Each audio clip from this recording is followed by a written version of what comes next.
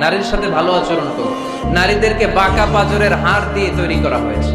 এই হাড়কে সোজা করতে গেলে ভেঙে যাবে, রেখে দিলে বাঁকাই থেকে যাবে। তো কি করতে হবে? ফাস্তাউসু বিন-নিসাই খায়রা, কোমল আচরণ করো। আবার আল্লাহর হাবিব সাল্লাল্লাহু আলাইহি ওয়াসাল্লাম বললেন, রিফকাম বিল কাওয়ারিদ, নারীদেরকে কাচের তৈজসপত্র বাসনের সাথে, গ্লাসের সাথে আল্লাহর হাবিব সাল্লাল্লাহু আলাইহি ওয়াসাল্লাম তুলনা করলেন। কাচের তৈজসপত্র, কাচের গ্লাস, কাচের প্লেট যেমনি আস্তে তুলতে হয়, আস্তে রাখতে হয়, নারীদের সাথে এরকম কোমল আচরণ করার আদেশ দিয়েছে কে? কাচের গ্লাস, তৈজসপত্র, জগ কিভাবে রাখেন আপনারা?